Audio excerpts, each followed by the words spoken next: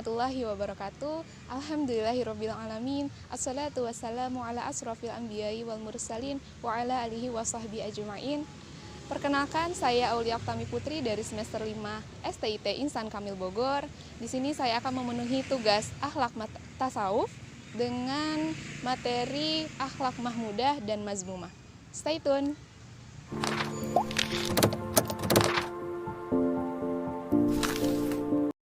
Pengertian akhlak. Nabi Muhammad SAW diutus oleh Allah Subhanahu wa taala untuk menyempurnakan akhlak. Untuk menyempurnakan akhlak umat manusia. Sebab akhlak merupakan fondasi penting untuk umat yang beragama. Secara bahasa, akhlak berasal dari kata khuluq, yang artinya tingkah laku, tabiat, atau perangai. Berdasarkan istilah, akhlak berarti kumpulan sifat yang dimiliki oleh seseorang yang melahirkan perbuatan baik atau buruk. Bagi umat muslim, manusia yang dijadikan teladan dalam perkara akhlak adalah Rasulullah SAW. Ini karena Rasulullah memiliki sifat-sifat terpuji yang merupakan uswatun hasanah atau contoh teladan terbaik bagi seluruh kaum muslimin. Pengertian akhlak mahmudah atau akhlak terpuji artinya dalam bahasa Arab disebut khair. Menurut Imam Al-Ghazali, berakhlak mulia atau terpuji artinya menghilangkan semua adat kebiasaan yang tercela yang sudah digariskan dalam agama Islam serta menjauhkan diri dari perbuatan tercela tersebut. Kemudian membiasakan adat atau kebiasaan yang baik, melakukannya dan mencintainya. Akhlak mahmudah atau akhlak terpuji ini berarti sifat-sifat atau tingkah laku yang sesuai dengan norma-norma atau ajaran Islam dibagi menjadi dua bagian, yaitu yang pertama taat lahir, yang kedua taat batin.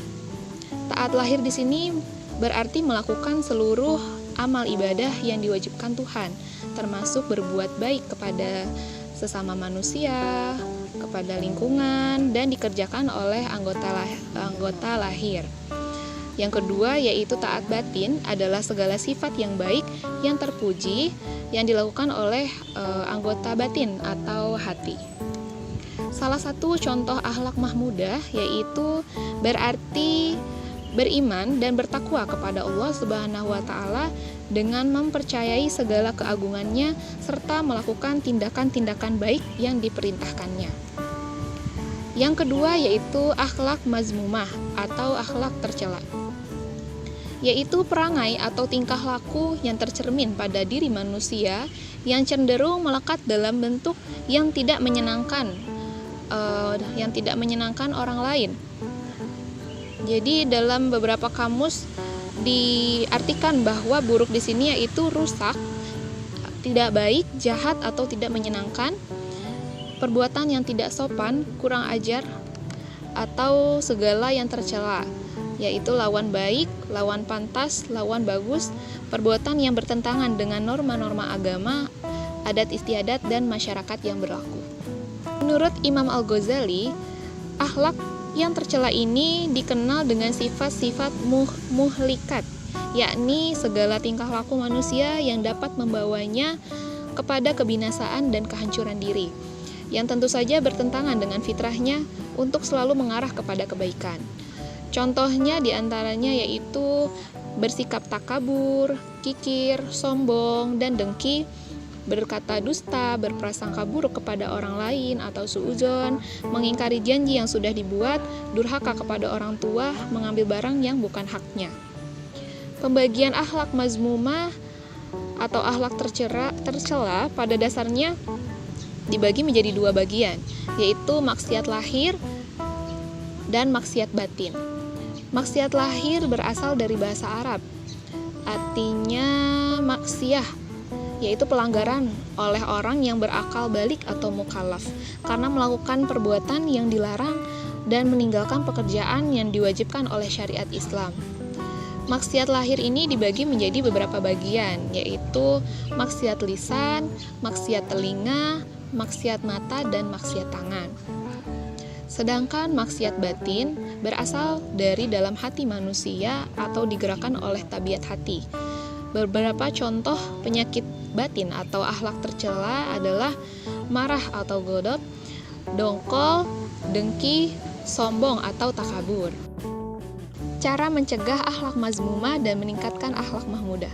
Menurut Ahmad Amin ada 2 cara untuk mengatasi akhlak tercela, yaitu yang pertama perbaikan pergaulan, seperti pendirian pusat pendidikan anak nakal, mencegah perzinaan, mabuk, dan peredaran obat-obat terlarang. Yang kedua yaitu memberikan hukuman. Dengan adanya hukuman akan muncul suatu ketakutan pada diri sendiri karena perbuatannya akan dibalas atau dihukum. Dan pada akhirnya bertujuan untuk mencegah melakukan yang berikutnya serta berusaha keras memperbaiki akhlaknya. Cara meningkatkan akhlak mazmumah atau akhlak terpuji, yang pertama dengan pendidikan. Dengan pendidikan, cara pandang seseorang akan bertambah luas, tentunya dengan mengenal lebih jauh akibat dari masing-masing atau akhlak terpuji dan tercela. Yang kedua yaitu menaati dan mengikuti peraturan dan undang-undang yang ada di masyarakat dan negara. Bagi seorang muslim tentunya mengikuti aturan yang digariskan Allah Subhanahu wa taala dalam Al-Qur'an dan sunnah Nabi Muhammad SAW. Yang ketiga yaitu kebiasaan. Akhlak terpuji dapat ditingkatkan melalui kehendak atau kegiatan baik yang dibiasakan. Sedangkan akhlak terpuji batiniah yang dapat ditingkatkan melalui beberapa cara, yaitu yang pertama muhasabah atau introspeksi diri, menghitung diri dengan amal yang telah dilakukan. Yang kedua yaitu muraqabah atau merasa selalu diawasi oleh Allah Subhanahu wa taala sehingga mendorong manusia senantiasa melaksanakan perintah dan menjauhi larangannya. Yang ketiga yaitu muahadah atau mengingat perjanjian dengan Allah Subhanahu wa taala. Yang keempat yaitu mujahadah atau bersungguh hati melaksanakan ibadah dan teguh sesuai dengan apa yang telah diperintahkan Allah Subhanahu wa taala. Alhamdulillahirrabbilalamin, sekian video yang bisa saya sampaikan mengenai akhlak mahmudah dan mazmumah. Mohon maaf apabila ada salah-salah kata. Sekian, wassalamualaikum warahmatullahi wabarakatuh.